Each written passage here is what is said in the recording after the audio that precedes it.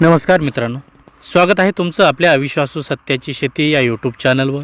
मित्रांनो, आजचा विषय खूप मोठा आहे आणि भविष्यात भारतीय शेतीचं चित्र देखील बदलू शकतो। भारत आणि अमेरिका यांच्यामध्ये एक मोठा व्यापार करार चर्चेत आहे। सरकार म्हणतं व्यापार वाढेल, देश मजबूत होईल, पण शेतकरी विचारतो आपल्या कापसाचं, सोयाबीनचं आणि मक्याचं भाव कमी होणार का? आज आपण हा संपूर्ण विषय अगदी सोप्या भाषेत शेतकऱ्याच्या दृष्टीने समजून घेणार आहोत। हा भारत अमेरिका व्यापार करार नेमका काय आहे? मित्रांनो, सध्या जो करार झाल्याचं सांगितलं जात आहे तो अंतिम नाही, एक अंतरिम व्यापार करार आहे। याचा साधा अर्थ काय तर दोन्ही देश एकमेकांकडून जास्त वस्तू खरेदी करतील, आयात निर्यात वाढवतील आणि सर्वात महत्त्वाचं म्हणजे भारतीय बाजारपेठ काही अमेरिकन कृषी उत्पादनांसाठी खुली होऊ शकते। याआधी भारताने अमेरिकन कृषी उत्पादनावर 50 ते 70% पर्यंत आयात शुल्क लावलेलं होतं। आता चर्चेनुसार काही वस्तूवर टॅरिफ कमी, काहीवर शून्य, म्हणजेच अमेरिकेची शेती उत्पादने स्वस्त दरात भारतात येऊ शकतात। आता कोणत्या कृषी वस्तू भारतात येऊ शकतात ते आपण पाहूयात।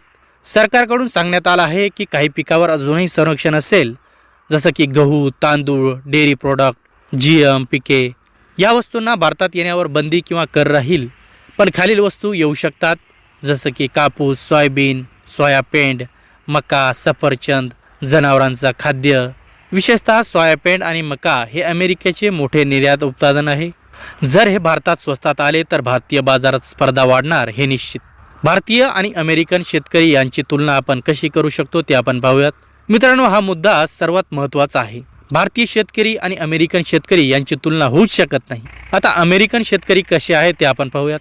त्यांच्याकडे 500 ते 2000 एकर जमीन असते, मोठी यंत्रसामग्री, सरकारकडून लाखो कोटींची सबसिडी मिळते, निर्यातीवर अनुदान भेटतं, स्वस्त कर्ज, पूर्ण विमा संरक्षण हे सगळं अमेरिकन शेतकऱ्यांना भेटतं। आता भारतीय शेतकऱ्यांना काय भेटतं तर 1 ते 5 एकर जमीन असते, पावसावर अवलंबून शेती आहे, उत्पादन खर्च जास्त, हमी भाव मिळत नाही, कर्ज आणि बाजार जोखीम।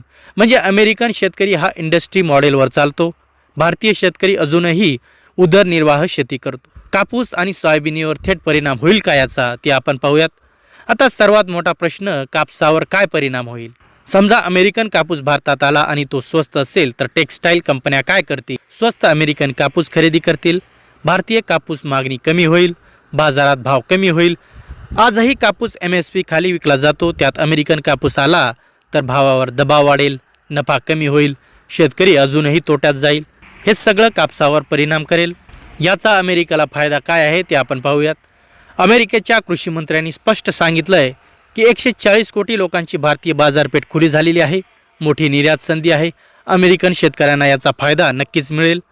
अमेरिकेत शेतीचा GDP मध्ये वाटा फक्त 1% आहे, पण भारतात GDP मध्ये शेतीचा वाटा 18% आहे। रोजगारात 45% लोक शेतीवर आहेत, म्हणजे भारतासाठी शेती जीवन आहे आणि अमेरिकेसाठी हा व्यवसाय आहे। यात शेतकरी संघटनांचा विरोध काय आहे ते आपण पाहूयात। भारतातील अनेक शेतकरी संघटना विरोध करत आहेत, कारण शेतकऱ्यांचं मत घेतलं नाही, संसदेत चर्चा कमी, भविष्यात संरक्षण कमी होण्याची भीती, स्वस्त आयात वाढण्याची शक्यता। एकदा बाजार खुला झाला तर पुन्हा बंद करणे खूप कठीण असतं। भविष्यात काय असू शकतं तर जर हा करार पूर्ण लागू झाला तर कापूस भावावर दबाव येईल, सोयाबीन पिकामध्ये स्पर्धा होईल, मका बाजार बदल, छोट्या शेतकऱ्यावर ताण होईल। पण जर सरकारने निर्यात वाढवली, MSP मजबूत केला, सबसिडी वाढवली, प्रोसेसिंग उद्योग वाढवले तर भारतात फायदा देखील होऊ शकतो। मित्रांनो, हा करार अजून अंतिम नाही, पण भविष्यात भारतीय शेतीसाठी हा टर्निंग पॉईंट ठरू शकतो। हा करार फायदेशीर की धोकादायक हे सरकारच्या पुढच्या निर्णयावर अवलंबून आहे। शेतकरी बांधवांनो, तुम्हाला काय वाटतं? अमेरिकन माल भारतात आला तर कापसाला भाव मिळेल का कमी होईल? कमेंटमध्ये नक्की लिहा।